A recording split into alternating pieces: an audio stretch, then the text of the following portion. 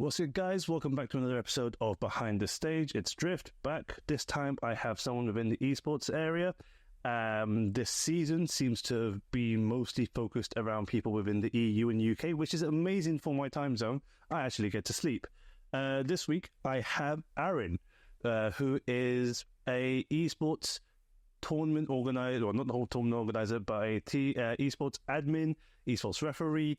Previously worked with Esports Engine. I still do. Don't know that one for sure. But I have worked with you for F1 and FIFA. Yes. The old days of Gfinity as well. So long rest in peace, Gfinity. But yeah, Arin, what's good? Welcome to the podcast. Thanks for having me, man. Yeah, all good. It's been a bit of a while since we've seen each other, but yeah, just a little bit. A little bit.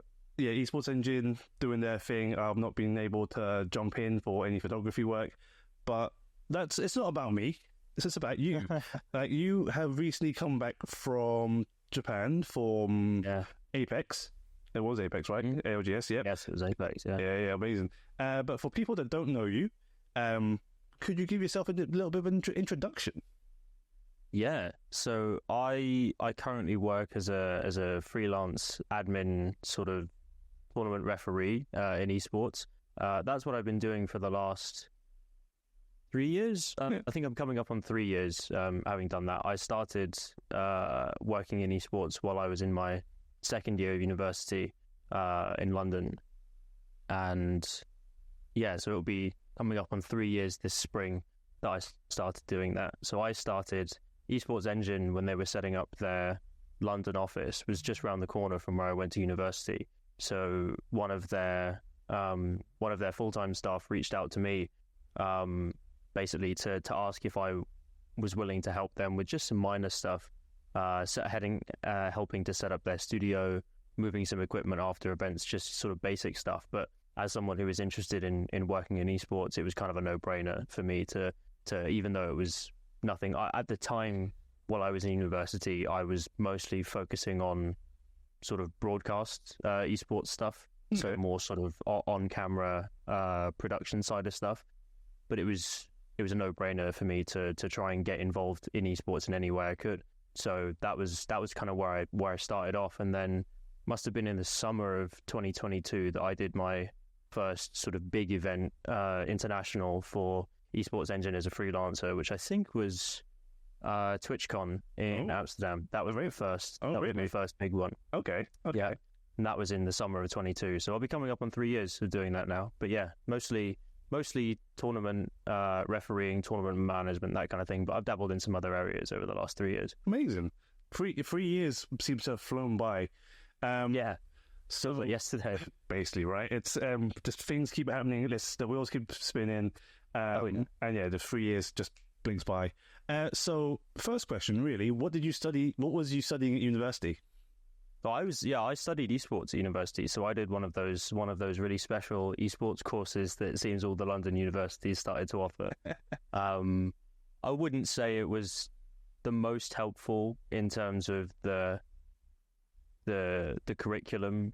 I wouldn't say that it was sort of super helpful, but what it did give me was it blocked out 3 years of my life after I'd finished sixth form, and before I had to go and face the real world. It gave me sort of 3 years to just, dive headfirst into living in London, trying to just live and breathe esports, and so that was the value. The value was really, being around other people that were really interested in esports, living in London where, it's quick to get around and you're kind of connected to everything, and just seeing where I could go with it. So yeah, I mean, I studied esports, but the real use case was the time and being able to just dive into anything, really. Yeah. And esports as a education is pretty new. Esports as an industry, really, I would say, is quite new to the wider population. What did that course entail? Like, I'm really interested because, like I said, it's such a new thing. Like, especially in education. Like, what did they teach you? Like, what were some of the courses or modules? So a lot of it was marketing. with a esports sort of spin on it. So general stuff to do with advertising and social media, stuff like that. Anything that you could use to sort of market esports events. How would you market a team? How would you market sponsorships? That kind of thing. Okay. There was a lot of stuff to do with event management. So stuff to do with, how would you put together a pitch deck for a set of sponsors if you wanted to host X event, and how would you put together, we would do group projects about, people taking on different responsibilities, of someone being the project manager, someone being the event manager, someone doing the branding, etc. People taking on different responsibilities basically to put together an event. But yeah, so it was quite broad. That there were elements of marketing, elements of event management, some elements of sort of broadcast and production stuff, but it was probably too broad and not specific enough into one thing to really be really helpful. It probably gave a lot of people a kind of an impression of a very surface level impression of what it might be like to work doing that in esports. Yeah. Probably not with enough sort of detail, really. Okay. So more like a dummy's guide, as you will, to esports as a whole, rather than, hey, you want to be a talent manager or a broadcast engineer or anything like that would be classed as classic, really, of television. Mm-hmm. And it certainly could have benefited from people who'd had more experience doing it, because the main, I'd say one of the main issues with it was that it primarily came from people who'd been, maybe worked in the event space or worked in the marketing space externally, had never done anything with esports, but were trying to apply their experiences and their knowledge to esports, which kind of had a bit of which kind of caused a bit of an issue, because there's a bit of a knowledge gap there, because a lot of the students that are there know loads about esports, but won't know much about, marketing or event management or whatever. And then the lecturers know loads about event management and marketing, but not much about esports. So it's hard for us to relate to the lecturers, and it's hard for us to relate to what they're trying to teach us, because there's a big gap. Yeah. Okay. Yeah, no, I get you. Hopefully the education system develops the esports course, but we live and breathe in hope. But hey, you managed, it got you in the door. I said, it wasn't really what you were really looking for with Esports Engine, helping them move equipment in and out of after shows, but it got you in the door, got you working with them, got you onto different teams, different broadcasts, different events, and like I said, you went to TwitchCon. We just mentioned Apex in Japan, even. We'll work with you with Gfinity for F1 and FIFA. So yeah, no, it does, obviously, it's not where you wanted to be, but it is where you started. Yeah. So I think that's the first step, right, for a lot of people. Like, hey, even if it might not be your dream role right now, why would you turn down an opportunity to work in in the industry, let alone the events? Yeah, I think that's the big thing for a lot of people that are starting in esports, and the big thing I would sort of say is that you've got to take what opportunities are in front of you, especially when you're young and you're starting in esports. I'm only 23 now, but when I started, I was 20. I was 19, going 20. So I was, I know that I wanted to do stuff in esports. I know that I loved going to events. I knew that I loved the scene and the space, but I didn't really know. And also, when you're that young, you don't really know all of the different moving parts. Like you know what you see on camera. You know that there are players. You know that there are teams. You know that there are casters. But you never think about what's behind it, or you never think about the people who are behind the cameras. You never think about the people who are behind the talent, miking them up, making sure that they've got everything they need. You never see who's behind the players. You never see who's behind the stage. You don't think about it really as a young person watching esports. And so it's for me, it was easy when I looked at it and I went, oh, well, what I want to do is I want to commentate over the games, and that's what I started doing when I was at university. Was I did a little bit of sort of university level commentating, and that's kind of what I started out super early on. But as I started to work in esports a little bit more behind the stage, I got a better appreciation for it, but also just learned that I just kind of, that's more what I enjoyed. Like being in front of the camera was one thing, yeah, but being in a team and being really hyper involved in everything, right from when the doors open and the trucks come in and you start offloading all of the equipment, right up until the end when the final kill happens in the game, where start tearing everything down. Being that involved was the important part to me, and so I've kind of that's where I've transitioned into now. Okay. So yeah, I would say for people who are getting into esports, you've just got to try what's in front of you. If you maybe you want to be a talent manager, but the only someone's hiring an intern to help with event management, right? Take it, because the chances that you're going to be the one to give the accreditation pass to all of the talent is pretty high. Yeah. The chances that you're going to be the person who runs water bottles to the talent lounge, pretty high. And the chances that you might build a rapport with, some of the talent, you might get to know some of them, you might see the talent managers and see what it is that they're doing and get a better appreciation for how they work, is pretty high. So it's worth taking any opportunity you can to get your foot in the door and try things out. Yeah. No, definitely. And yeah, people a lot. Well, I say this with a less understanding than you. You definitely have a lot more understanding, especially working these events. The production teams and the moving parts of everyone involved is not that high, really. You get 4 or 5 cameramen, a lot of referees, a few referees. The talent managers are literally 2 or 3, depending on the size of the event. And then the production team is like 3 or 4 people. You've got the director, you've got secondary director, and then the lighting guy. Like the industry itself is growing, but the teams themselves are still quite small. We're not, well, as I would say, we're comparable to a level of normal broadcast TV, where people think, oh God, there's so much money involved. There is, but when it comes to personnel and people working the event, it's really not that big. Like you can probably count 20, 30 people probably max. Yeah, I mean, you see the sort of big crew photos at the end of every event, and there's sort of there's maybe 80 or 100 people there, but that's absolutely everyone. Yeah, that's everything from everyone working in the production truck to all of the tournament team to cameramen, the people lighting, all of that kind of stuff. Riggers, exactly. Everyone, all that kind of stuff. And then the suits as well. They always turn up for the final day. Yeah, exactly.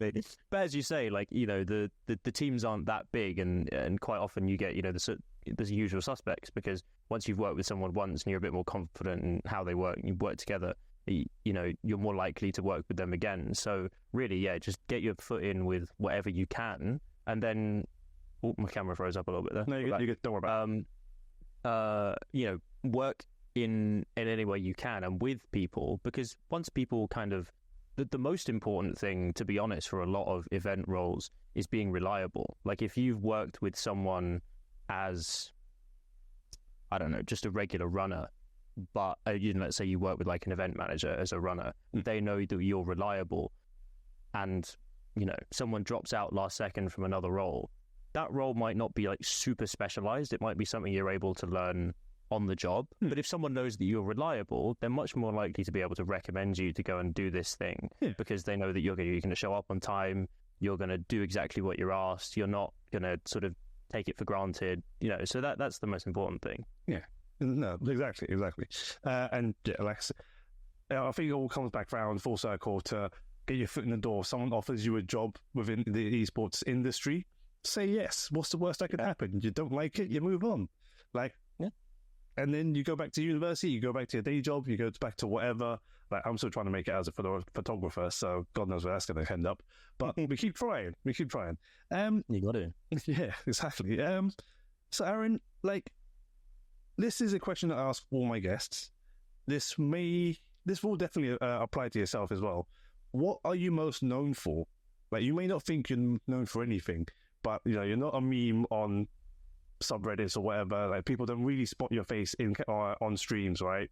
I am too. That's part of the job. But what do you think you are most known for as a role as a esports referee, as someone that works in the esports admin area? I suppose it depends who you ask. If you ask players, they'd probably say I'm best known for fixing their computers and being the bearer of bad news.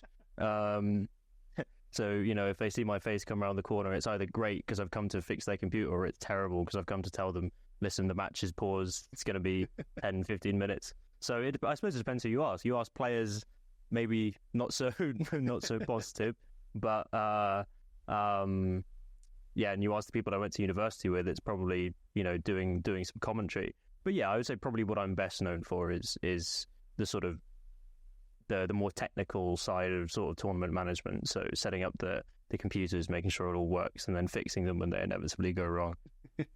always. PC issues happen galore. I don't get it. Well, I do get it, but it's so annoying. But it is what it is. You get a tech pause, and it could be 30 seconds. It could be 5 minutes. It could be, hopefully not, but hours.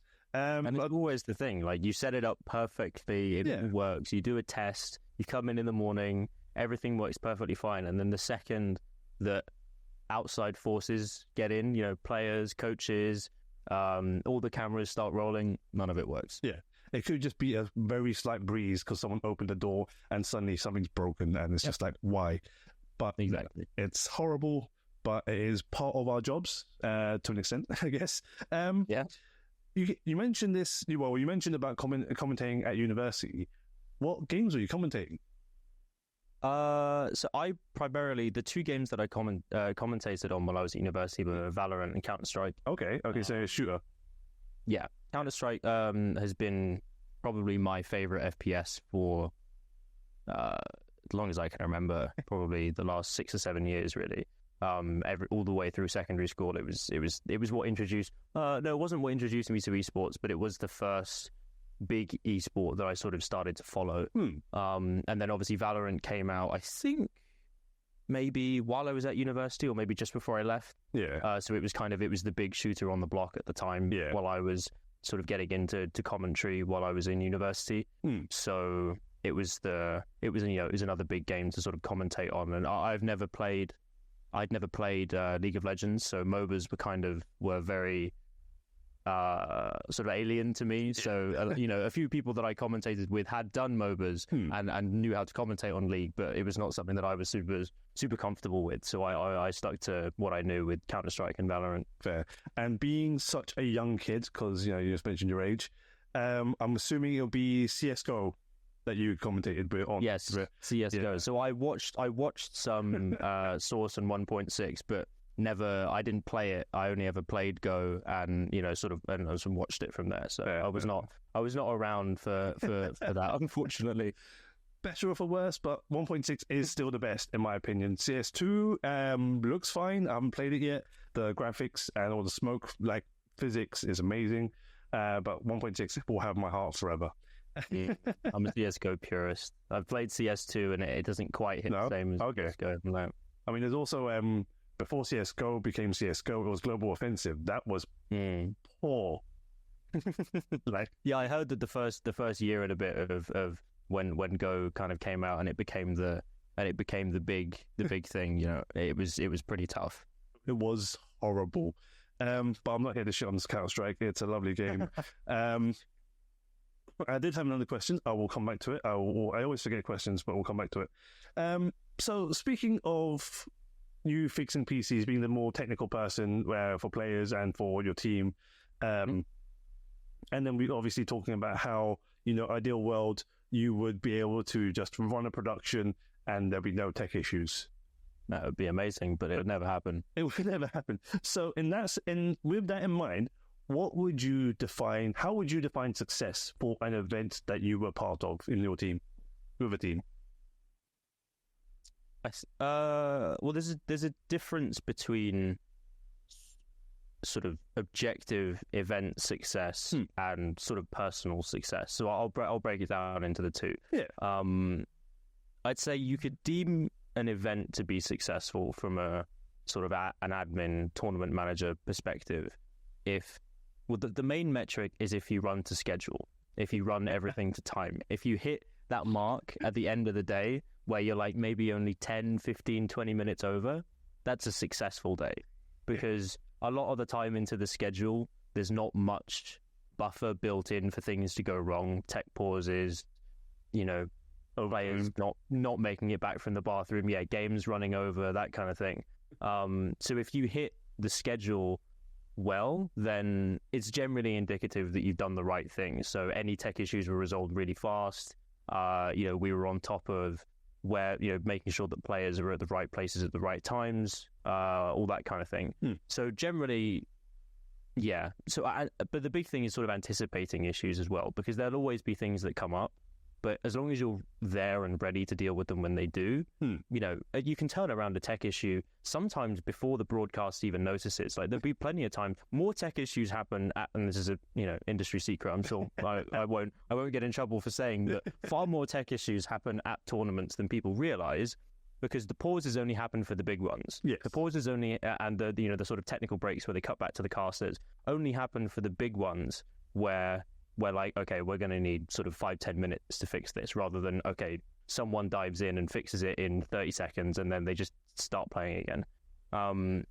Anticipating those kind of things and making sure that we stick to schedule. And at the end of the day, we'll always kind of get like an update from our bosses or whatever, and they're like, oh, we were 15 minutes over or 20 minutes over.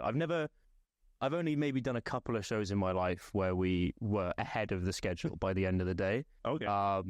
But they have happened, but they're rare. But generally, I'd say event success is if you're running to time, you're good. Yeah. Personally, as like a personal success, I think that's always harder, especially as a freelancer. You kind of, because you don't have that structure of working in a company. We have like a line manager, someone who's kind of responsible for giving you that sort of feedback or monitoring your performance in a lot of ways. Like as a freelancer, you kind of go to an event, you hop on the plane back, and no one's really telling you, did you do a good job? Did you not? So I'd say for me personally, as if I go back home after an event and I'm thinking, did I do well? Was that a success for me? Is all about, at every event, I try and identify like a weakness. Like post-event, I'll be like, okay, what didn't go so well for me? Did I not anticipate this particular issue for whatever reason? Were we having an issue with this piece of software? And I didn't anticipate that was going to happen, and so we ran into issues and that caused delays. Or was I not assertive enough with players or blah blah blah, to make sure that everything ran to schedule? And I would say, as long as I identify a weakness and I make sure at the next event I'm like, that's not a weakness anymore, that's not a point, I'm like super on it, or I anticipate that issue, or I was very diligent with how I worked, then that's fine. I'd say that's my measure of personal success, is just make sure you don't repeat the same mistakes. Yeah, no, and that's a good rule to live by regardless. And speaking of personal success there, being more assertive, especially with players. Again, a known industry secret, I guess. Some players can be divas and will just wander off to a toilet without telling anyone, and then delaying the production, the stream. That's worse, because you don't even know where they are. Right, you're just like, cool, where are they? I don't know. Like, they were here. You've turned around, they've walked away, and 5 said, "Oh, sorry guys, I was at the toilet." Like, you didn't tell anyone. It's more than you think. Exactly. It's the worst. But I'm going to drop in a few little bits and pieces here. So again, I've already mentioned, you were doing Apex in Japan, the ALGS, like the finals, basically, as it were. How was that? Oh, it was amazing. Yeah. Honestly, Japan's such a fantastic country. I've been there twice for esports. I went once in 2023 for the Pokemon World Championships. Oh, nice. That was amazing. And getting to go back not too long ago for Apex, which is probably my favorite IP that I work on, probably my favorite game that we work on. So it was kind of a fantastic combination of my favorite esport plus Japan being such a fantastic country. It was honestly, it was amazing. The tournament ran really, really well, actually. Especially, we kind of try and improve on through the year.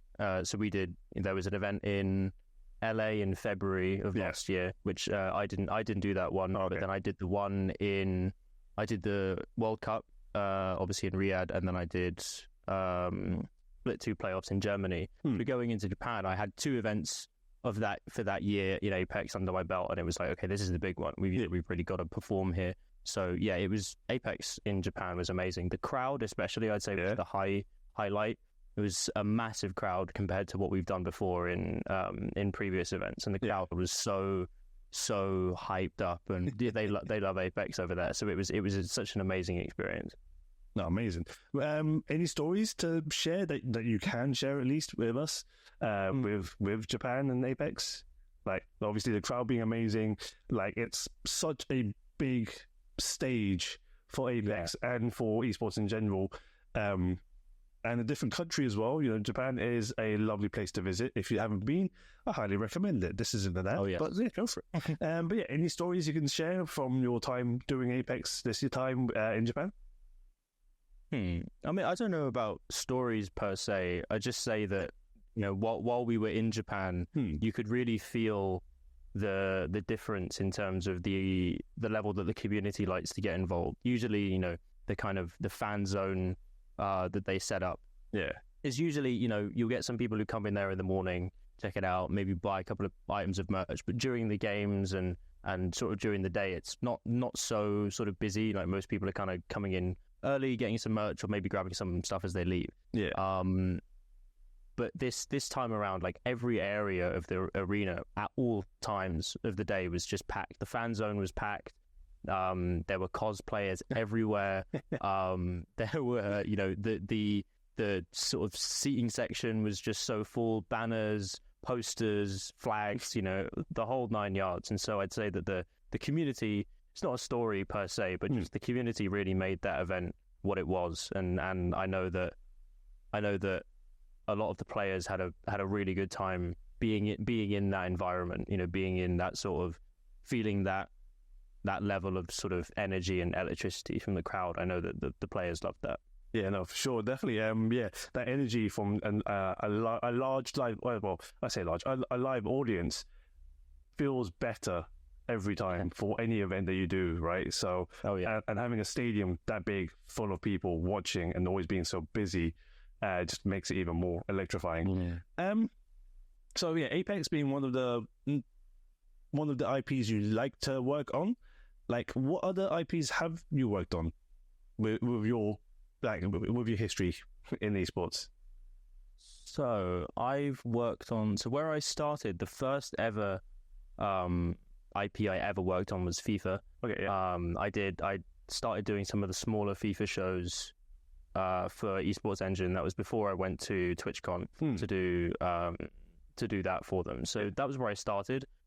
So I've done a lot of FIFA. I've done TwitchCons. I've done Apex, obviously. We've done a couple of mobile stuff. So I did like COD Mobile. I've done Pokemon Unite, which is a mobile game. Yeah. And then each year we go and do Superfest for Supercell. So we do Brawl Stars, we do Clash of Clans and Clash Royale. Yes, they're mobile games as well. So I've done quite a few mobile titles, but I'd say that FIFA and Apex are the sort of primary ones that I've done. I've dabbled in a bit of COD and Halo, but those are the big ones. Yeah, fair. That's a pretty strong list of IPs to have worked on and worked with, especially TwitchCon. You know, the biggest streaming platform for esports ever. TwitchCons are wild. Yeah, they're a very different experience to. It was weird with TwitchCon being my first major LAN because the way that you approach a TwitchCon is so different from the way that you would approach any other tournament because you're dealing with streamers and because the whole thing is live. A lot more of the way that you approach it is with that in mind. So if you know, let's say someone's got an issue with their computer, maybe they haven't noticed, but you still need to fix it. But you need to approach it in such a way that you're not going to disturb their chat, or maybe they're having a moment, or maybe they're having a moment with another streamer, and you don't want to get in the way because it's all content. And so you don't want to get in the way, and so there's a difference in the way that you approach it. Whereas, in a tournament environment, if someone's got an issue with a PC, that's the top priority. You just get in there and you do it. So, TwitchCons are very different. And so it was weird having that as my first LAN experience, because I almost had to then unlearn some of that going into to sort of more tournament heavy competitions after that. Yeah, a bit more standardized, I guess, from a TwitchCon versus an event like FIFA or Apex, where if an issue happens, you go fix it straight away. Versus a stream. All about the urgency. Yeah. Okay. I've never been to a TwitchCon. I am kind of interested in attending one. Technically an affiliate, but but I don't know what I would expect from a TwitchCon. I mean, I couldn't tell you much outside of the Rivals stage, because we were kind of locked. We were just locked in the Rivals stage the whole time, just in there. So, I mean, I couldn't tell you much about what happens outside of that. But inside the Rivals stage is a really good time. Like the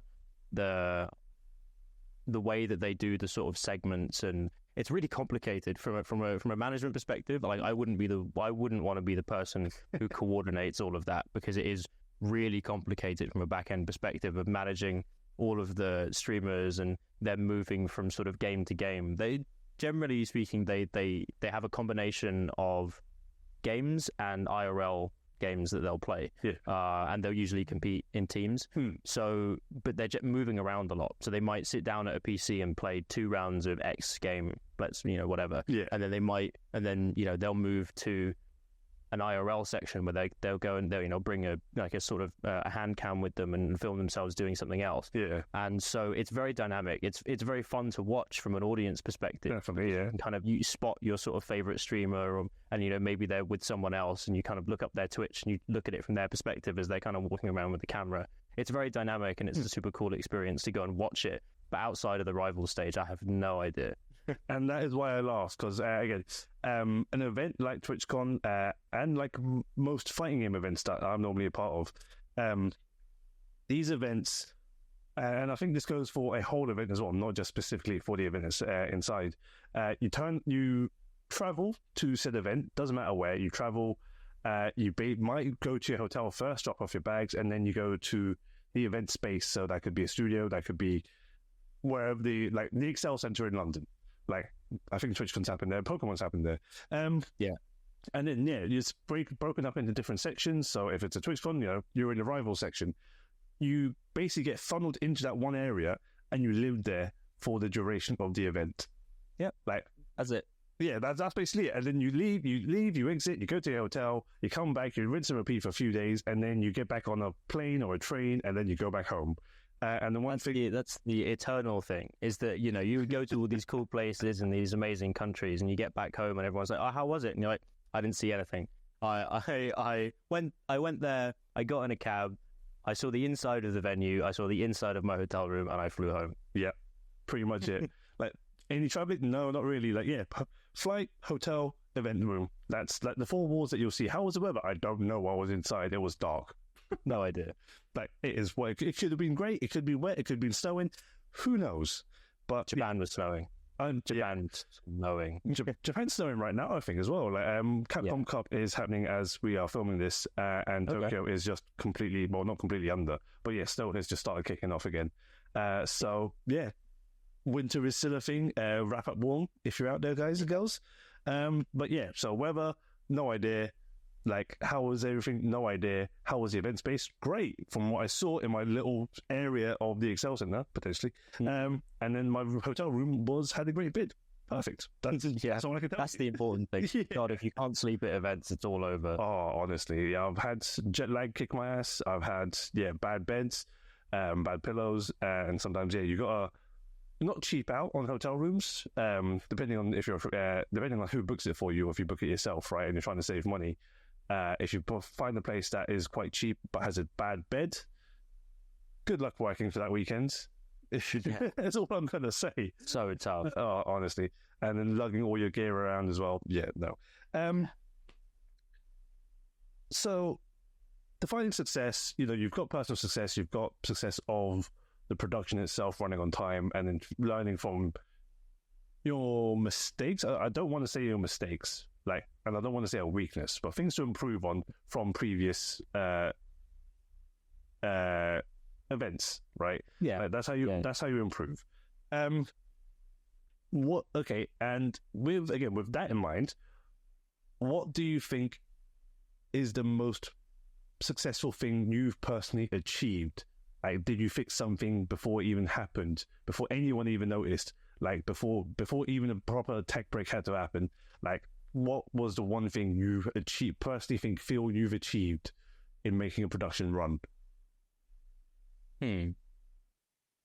I would say my biggest, when I sort of think about the 3 years that I've worked in esports so far, and I sort of reflect on that, the biggest achievement for me and the biggest sort of, I suppose, metric for success so far was probably landing. So I did a 12-month contract with Esports Engine full-time. Nice.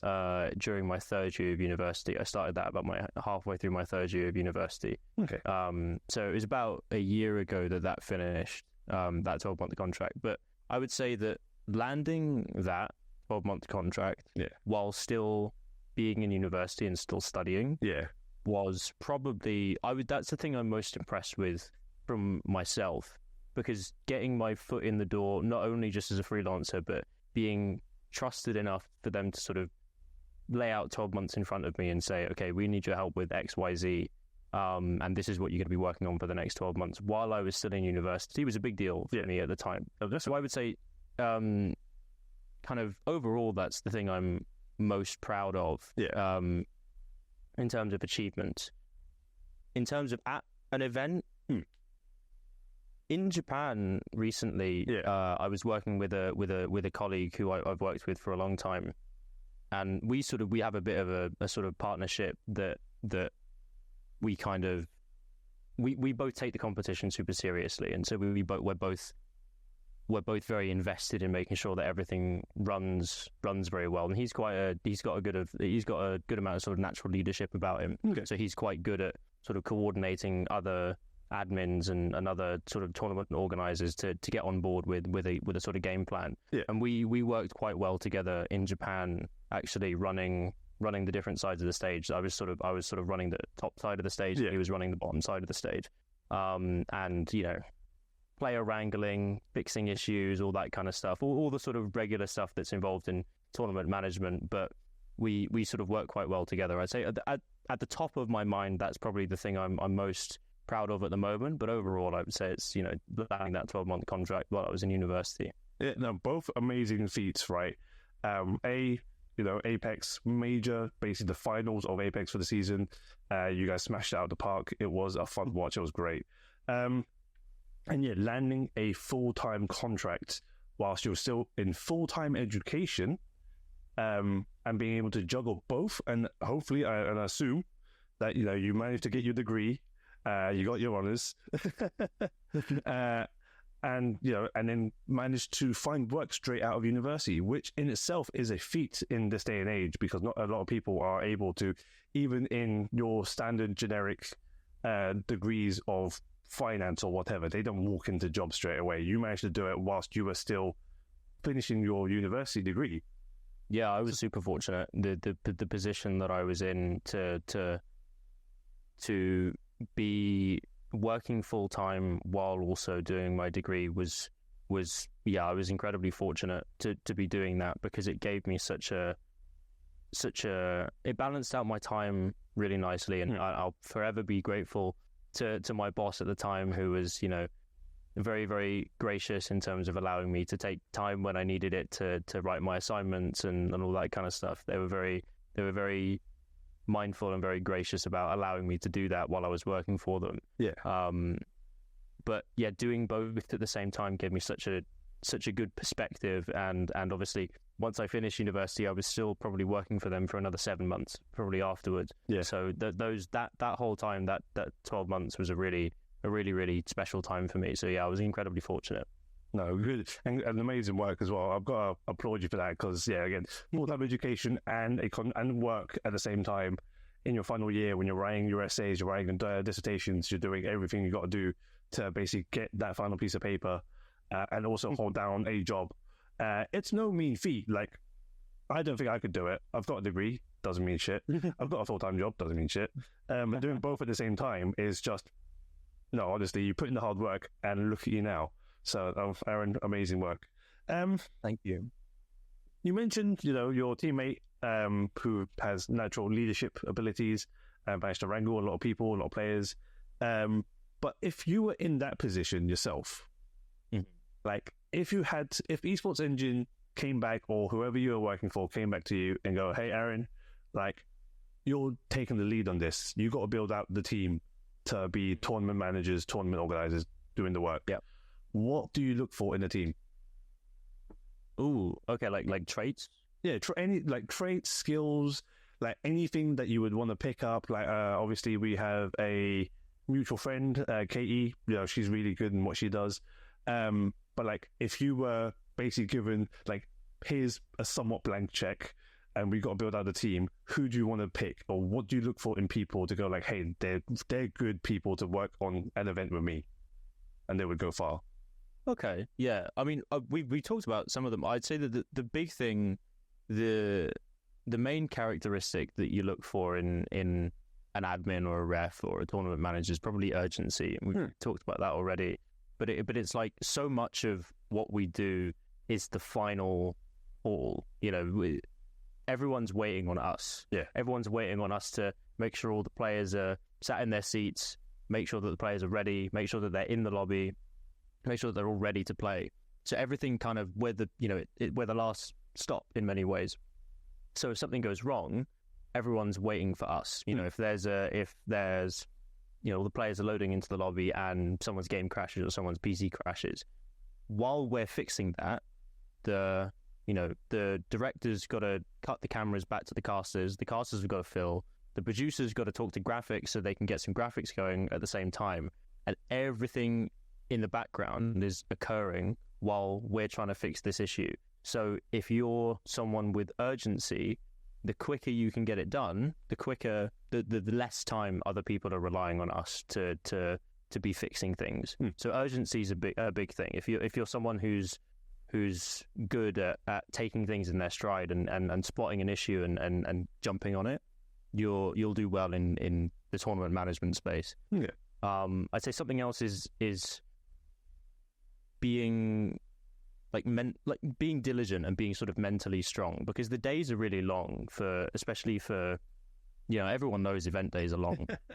anyone who's ever worked on an event will tell you that once the week is over, the only thing you can think about is your own bed back at home, because the days are so long. You can be there anywhere between 12 and 16 hours. Just boots on the ground doing stuff. So because the days are so long, everyone gets stressed, everyone gets tired, and you've got to be someone where if something happens, player makes an offhand comment to you, or you mess something up and you feel really sort of embarrassed by it, and that happens at hour 3, you've got to still. Sorry, my camera. That's fine. Don't worry about it. You've got to still be in a position where at hour 10, at hour 12, at hour 14, you're still giving 100% of your effort. Even though maybe stuff wasn't going right at the beginning of the day. So that kind of care for your work and that kind of mental toughness is super important, because you can't let something at the beginning of the day kind of rattle you and shake you, and then you've still got a job to do. Adaptability and willingness to learn is probably another one, because you may have we work with a lot of different referees and admins, but all games are so different. If you're an absolute expert on Counter-Strike, but then you come and work an Apex event, it's completely different in how it works, the setup, the format, the timings.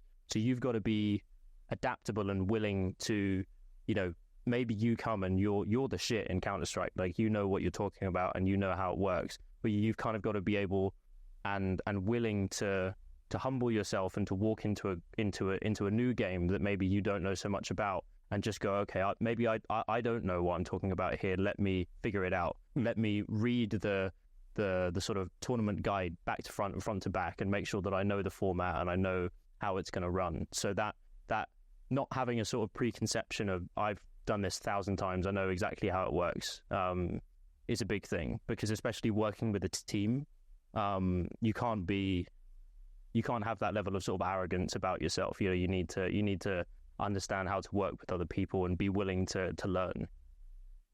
Is there anything else? Is there anything else? The only other thing I'd say that I've kind of is not something I've grown to appreciate until recently, actually. Okay. Is someone who has a good eye for like details, so like a good attention to detail.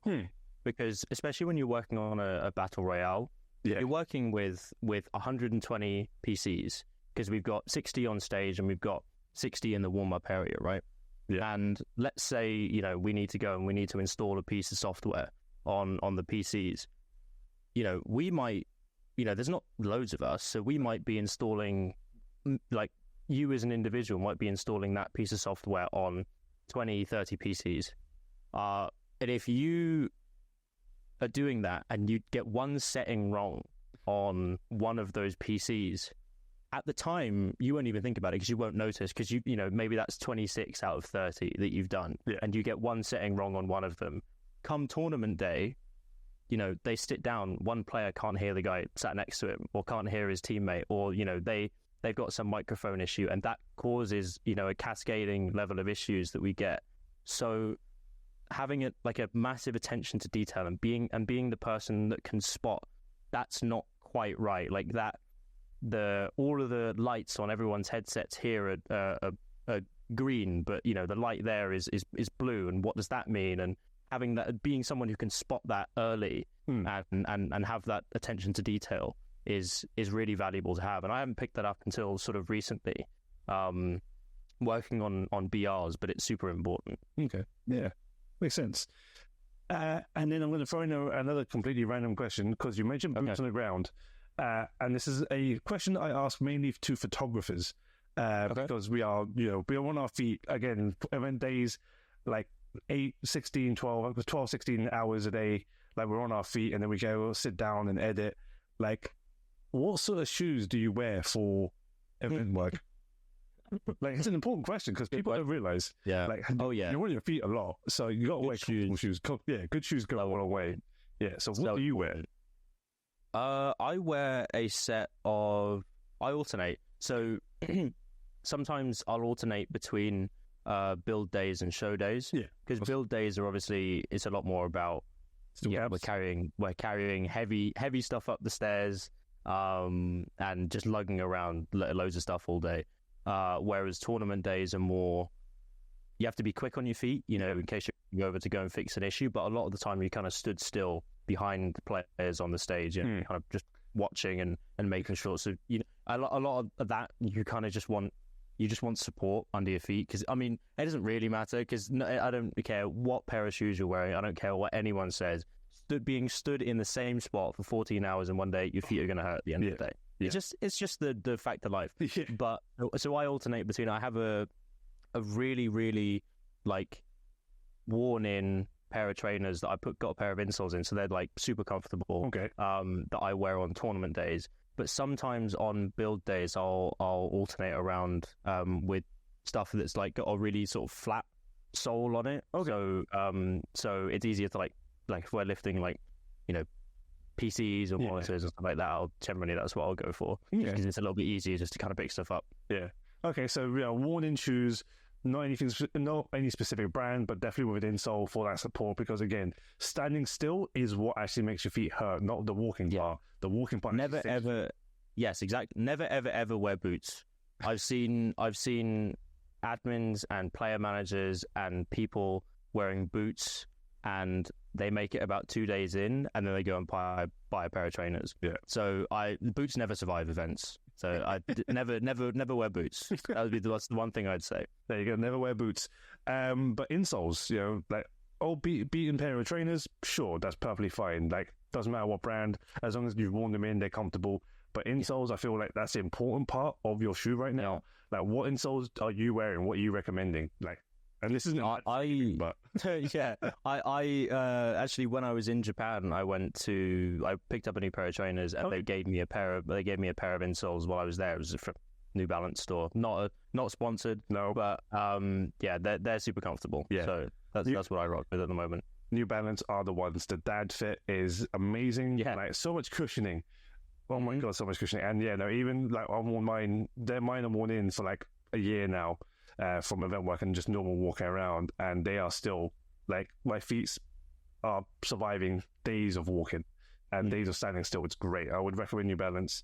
And the other shoe recommendations I normally see here are Hoka's, which more of a US brand.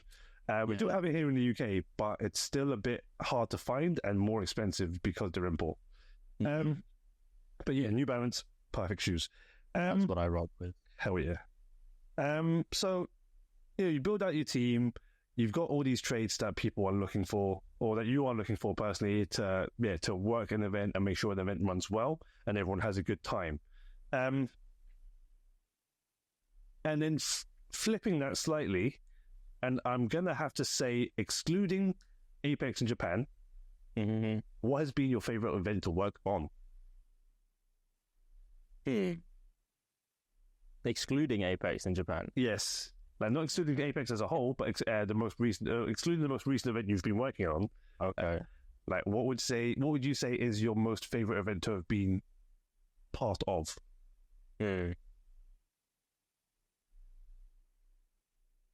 Yeah, that's a tough one.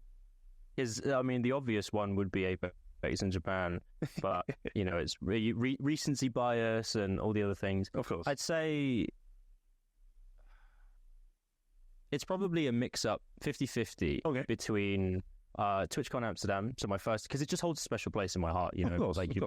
First big international LAN. It's where I met a lot of the people that I work with sort of at events now. It's where most of us met each other, because it was all, for a lot of us, it was a big first event. Okay. So the kind of the friendships and the relationships that we formed there are, they're still the relationships that are going 3 years on. So it was that will always hold a bit of a special place for me, because I was maybe just 20 years old in university, and it is. Do you want? Yeah, exactly. Do you want to come to Amsterdam to work TwitchCon as your first ever big esports event? And I was like, yeah.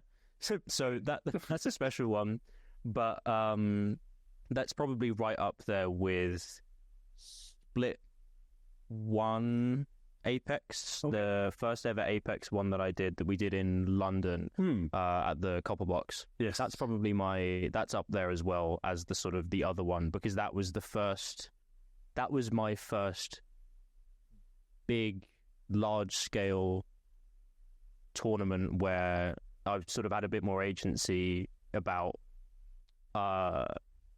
figuring stuff out tech-wise. I was given a bit more responsibility that event. That was kind of my level up event from just being a bit more of a sort of regular admin to, floating around and floating around and fixing issues and kind of relaying that back to sort of other people and being a bit more sort of fluid in the way that I worked. And I felt more confident going into that event and leaving that event, having done that. So I'd say those are probably I'd say those are joint. Fair. No, those are fair shouts. One being your very first international event. Yeah, again, Amsterdam, amazing. TwitchCon, again, amazing. And then Apex, Copbox. Hopefully they bring it back. I haven't seen the new schedule yet. I don't think they've announced it yet, but hopefully they bring it back to London. I would love to get tickets, or I'd love to see, just to turn up and see you guys as well, because it's always... It would be amazing to do it in London again. We get to see so many familiar faces, and honestly, it'd be so good. Yeah, that would be amazing. But those two are great events, and shout out to those guys, and shout out to Apex, because it's a fun battle royale game to watch. It's crazy on what happens in that nightmare for photographers. Honestly, I don't envy anyone that's working that one. I've not had a chance to shoot Apex yet, but that's going to be interesting. I think FIFA was bad enough, and that was quick. But yeah, absolute nightmare for photographers. Like I talk, Joe Brady. I talk to Joe Brady a lot at the events, and he's always running, because obviously because it's a 2-tiered stage. Yeah. So if you want to shoot any of the top stage winners, you'd either have to be out in the crowd, or you'd have to be on the stage behind them getting a shot from there. But it's easier to shoot the bottom stage because you can just stand in front of the stage and shoot from there, but you can't shoot up into the second floor. So the problem is, as more teams get eliminated, you don't really have a good idea about who's going to win, and so you kind of have to hedge your bets as to like, do I stick on the top floor and hopefully one of the teams on the top floor wins, or do I go downstairs and I hedge my bets? And yeah, so it's a challenge every time Joe works an Apex event. It's always a struggle. So I have a massive appreciation for all of the photographers who do work at Apex events, because it's not easy. No, definitely not. And shout out to Joe. But I should actually get him on here because he's probably got so many fucking stories. Definitely. He's such a nice guy. In between when he's done touring with bands and being an esports photographer extraordinaire, we can jump on. And he's got, with his new car as well, he's a bit of a motorhead as well. So, yeah, jeez. He was loving Japan. Yeah, I'll bet. But yeah, sounds like Apex needs to hire a second photographer. Hint, hedge, nudge, nudge.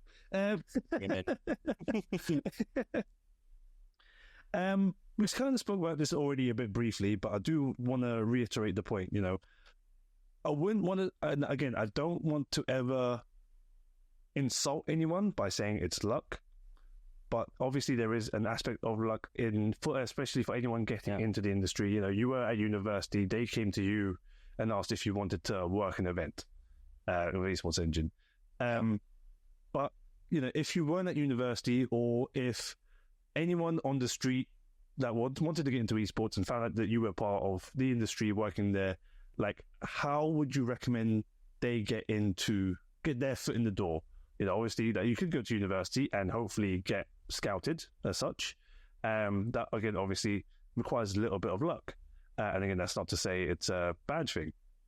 But like, do you have any advice for anyone that would be interested in trying to get into esports industry as a event manager like yourself? I mean, yeah, we kind of spoke about it earlier, where it's like you kind of have to be willing to try anything. Right? Like, you have to be willing to put yourself out there and just try and maybe it's not what you want to do. Maybe it's an event manager position. Maybe it's a tournament manager position. Maybe it's a production assistant. I know loads of people who've actually, started off as a production assistant, and just from sitting in the gallery, helping all the different people, have got a better that maybe they wanted to be an in-game producer, and they started off as a production assistant, but actually, through seeing how different people work, they've actually taken more of a liking to like the EVS, or maybe they've taken more of a liking to the graphic side of it. So for two reasons, it's important to kind of be open to anything, because firstly, you just want to get your foot in the door and meet people and talk to people and get experience at events. But also secondly, it'll help you kind of shape and understand what it is that you want to do, because you'll come in with a preconception of, okay, this is what I'd like to do. But until you see it, until you see other people do it, and until you get a better idea of how everything works, you won't be able to, that's not a decision you'll be able to make. It's, permanently, is this something that I want for myself? So that's one thing, is kind of, and I know it's easy to say yes to anything, because some people have opportunities coming in, some people don't. So I would say for those who are just starting and have not got any offers because people don't know who they are, I was obviously in a very fortunate position where it was like right place, right time for me, because I was someone who was interested in esports. I was someone who lived in London. And so from their perspective, that's all they needed. They didn't need someone who had loads of skills in, one field or another. They just needed someone who liked esports and someone who was close. And I'd filled the two criteria. So that was a fortunate position for me. But, if you're someone who's just starting and doesn't have any offers because you don't necessarily have a particular skill set, nor are you particularly specialized in one thing, I would say try and go to stuff like Epic LAN, smaller tournaments, anything that sort of Red Bull host and that kind of thing. Local stuff where you can get in, and they're small enough tournaments that you can probably talk to half the people that are running it. And getting that experience of going to see events, meeting people, talking to people, seeing how it works. If there's Red Bull do this quite a lot with their space in London where they'll run an event, and then there'll be like an afters where everyone's just going to go have a drink, have a chat, maybe play a game of shuffleboard or whatever. Like, go to those and go and speak to people and see how those people are doing. Because as I said earlier, like one of the main characteristics that people will look for is reliability. So even just putting a face to a name and adding someone on social media, the next time that something comes up, the chances that they'll reach out to someone that they follow and that they talk to and they know broadly has some interests over someone completely random is pretty high. Yeah. So yeah, like, networking is always a weird thing, and I'm terrible at networking. And I will hold my hands up and say that it's a pure weakness of mine, and I hate doing it. Yep. You've got to do it sometimes. And yeah, so I would say that's probably those are the two things. Be willing to say yes to things, even if it's not maybe specifically what you want to do, and don't be afraid to go to things like Epic LAN and volunteer, and go to things like, smaller sort of grassroots events, university events even, and just go and offer and be like, listen, can I show up, and can I come and watch? Do you guys need help with the production? Do you guys need help with? Do you guys need a runner? Just something really simple. Just meet people and work and figure out what you like and get in the door and chat to people. Yeah, no, amazing and great advice. Honestly, like, guys, like, if you heard that, or if you ever meet Arin on the street, and he'll probably tell you the same thing. Just say yes to any work that may come to you, especially in that space, and see where it leads, because you never know who you're going to say yes to, or like what you're going to say yes to, and you never know where it's going to lead. Exactly. Like, you went to Japan twice just for Apex. Oh yeah. Oh yes. I said yes to. I got messaged by a guy on Twitter while I was at university if I wanted to come and help him move some warehouse equipment after a FIFA event that they were doing, and I said yes. And in 3 years, I've ended up in, I don't know how many countries, but I've just come back from Japan doing a massive event. Like, just say yes to stuff, and don't be too scared, off put or scared by maybe it's not what you want to do, but it could be, and you never know. You never know. Speaking of countries, there we go. That thought slowly came into my brain. Came back, the light bulb just came back. Favorite country you've been to? Again, we've already joked about not being able to see many places whilst working events. Yeah. But favorite, okay, God, I always rephrase this. Favorite airport you've been through whilst working events? Because that's always going to be an easier one, because you definitely have to go for an airport. I can tell you that my least favorite by a mile was Frankfurt Airport. Really? Frankfurt Airport in Germany is by far my least favorite airport. I can see why. In the world. Yeah. Terrible. Like, I've been through it 3 times since working in esports, and all 3 times I've had separate terrible experiences. So I'd sack off Frankfurt. Any events in Germany, I'll avoid that airport for the day, I'd say. So yeah, that I can tell you right now, that's my least favorite airport. Okay. My favorite airport probably is actually Helsinki. Yes. In Finland. So Helsinki Airport is incredible. So good. So many, especially if you're going to Asia, so many flights connect through Helsinki. Yes. And so you can get like a really nice layover there. Yeah. But even just like when we finish up our stuff that we do in Finland for like mobile titles, I'll get to the airport like 3 hours early, because I just don't mind being there, because it's like Helsinki Airport is really well laid out, great food options, really relaxing place to be. It all makes sense. It's a Helsinki Airport's fantastic. That's probably my favorite. No, I definitely agree, especially within Europe. Like, the Helsinki Airport is so good. The food choices, it's crazy how many shops they have and restaurants. Yeah, it feels like they've got a bloody crate inside the airport, like crate box. Yeah. Little bit of a tip: if you have the spare money, especially if you are flying through Helsinki Airport and you're going in early, opt to pay for the lounge access. Okay. Not just because of the food, but they do also have a sauna in there.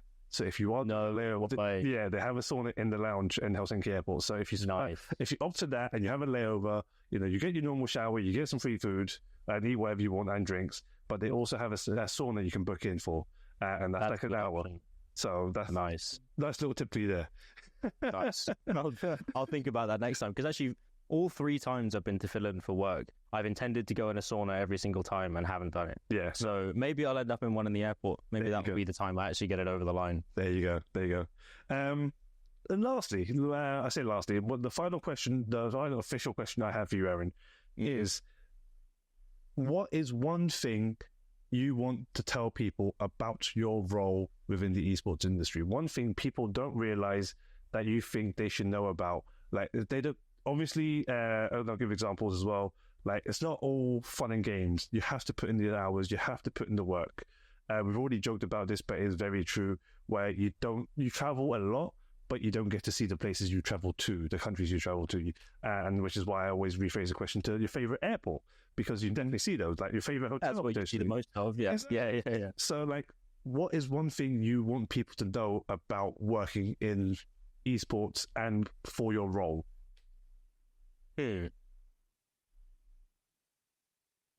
I'd say 2 things. Good. So I'd say one thing that I'd love the audience and the crowd and the sort of general, the viewership of the event to know is that we're not delaying games on purpose.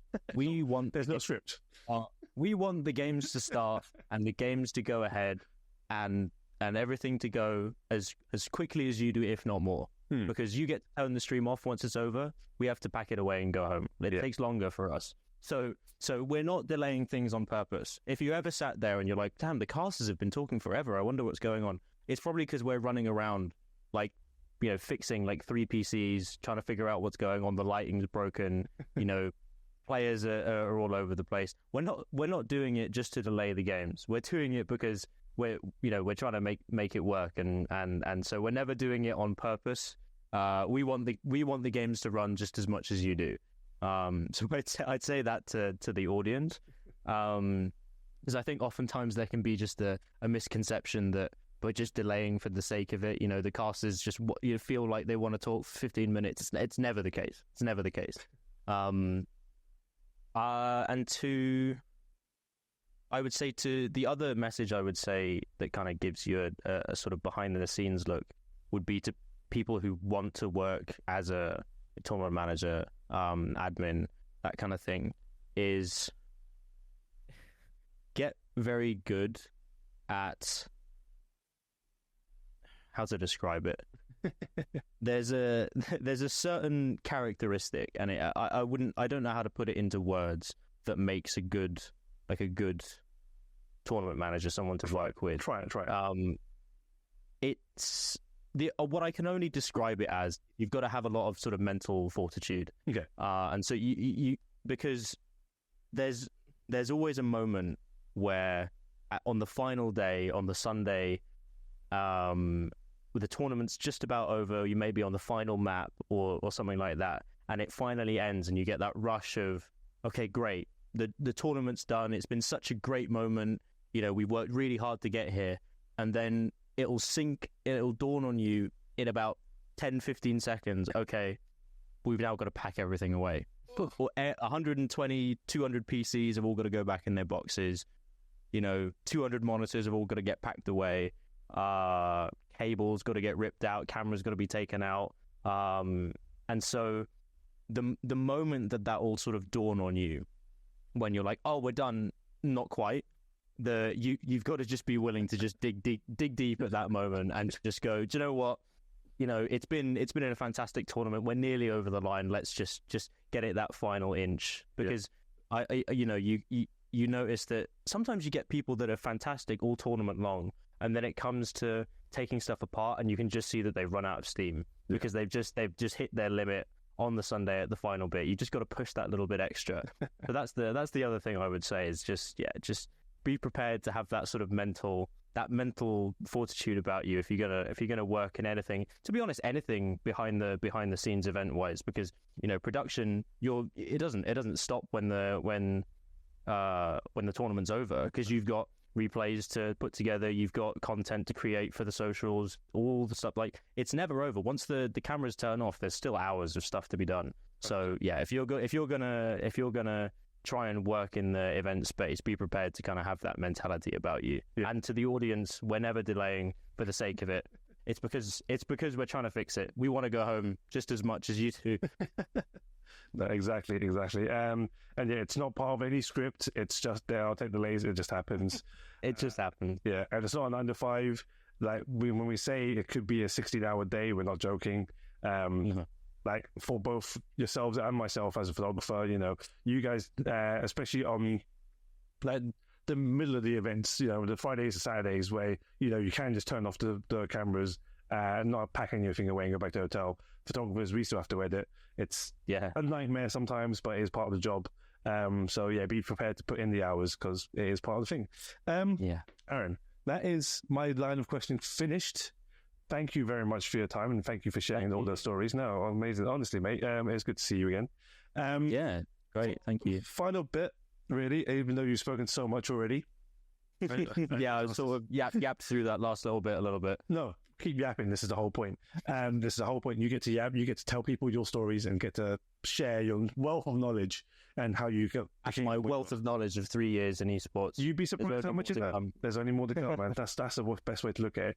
But no, anything you want to shout out? Where can people find you? Is there anything you want to promote? Like, the floor is yours once again. Yeah, I mean, my Twitter is probably the best place to find me because I don't really use any other social medias really. So that's the best place to find me. For any people who are watching who maybe haven't interacted with me before. As for shout outs, I'll just give a big shout out to my sort of esports mentor, as it were, which is, I have 2 esports mentors, one of which has left the company and has gone to go do something else. But my two main people, Ali and Stace, best bosses ever. Stace continues to be my boss to this day. Ali's moved away on to bigger and better things, but yeah, they're the best. So I'll shout out them forever. Fair. And yeah, guys, Arin's Twitter will be in the description below. For those listening, it'll be in the description below. For those watching, it'll be in the description below. You guys can find this on YouTube and Spotify and any podcasting app. It is an audio-visual podcast. And also, as a reminder, don't forget, I do now also have a Blue Sky account for this podcast. I'm not actively using Twitter, really, but you will see some posts there as well. Arin, again, thank you very much for your time. Thank you very much for telling the story. Thank you so much for having me. Hopefully, we get to work together again soon at this event. If you ever need a photographer, give me a shout. I will hit you up. Joe's too busy shooting fucking every other band in the world doing going on tour. Everything, ever. So, I think there's a little space for me to slide in there just to cover him off. But guys, thank you very much for watching. Thank you very much for listening. I will catch you guys next episode. See you later.